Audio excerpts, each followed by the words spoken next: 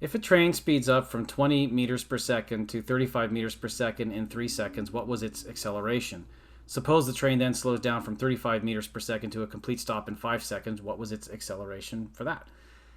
And then it says, assume acceleration was constant for both and state the answers relative to an x-axis pointing in the direction the train was going.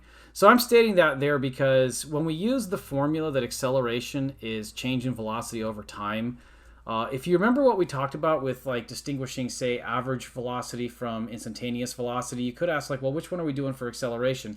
When you look at that ratio, it looks more like you're talking about average acceleration.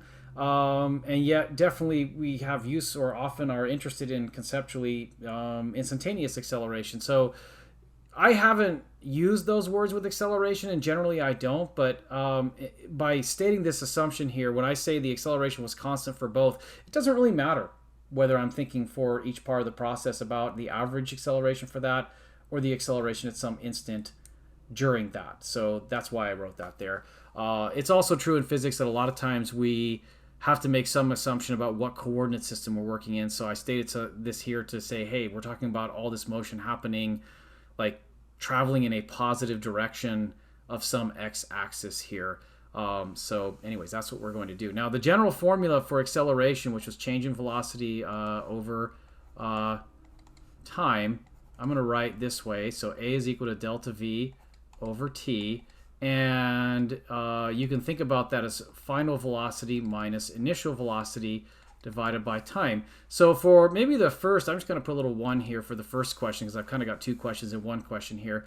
For that one, I'm going to recognize that based on the numbers given to me there, I think the final velocity is equal to 35 meters per second. The initial velocity is equal to 20 meters per second, and the time is equal to the 3 seconds there. So that implies that plugging those numbers into the acceleration formula in the appropriate spots, I would get 35 meters per second minus 20 meters per second divided by 3 seconds. And of course, that is equal to 15 meters per second divided by 3 seconds, which equals just 5 meters per second squared. So I think that answers the first scenario. For the second scenario, now the train's been going maybe for a little bit or whatever, at 35 meters per second, and suddenly somebody hits the brakes, and it's going to, again, with constant acceleration, slow down from that to rest. So I think the thing to recognize there is that the final velocity, since it's coming to a complete stop, is what it actually says.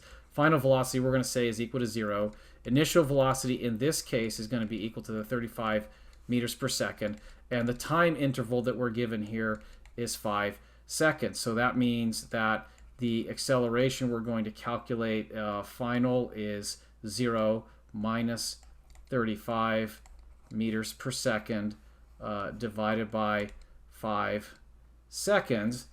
And let's see, I think 35 divided by 5 is 7, but this minus sign, in this case, I think it would be minus 7, and again, the units will turn out to be meters per second squared. And maybe I should have written here like 5.0 meters per second squared minus 7.0 meters per second squared, because it looks like some of our numbers are given with 2 sig figs shown.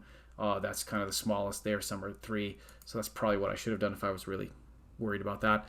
And that's what I did here. So these answers check out.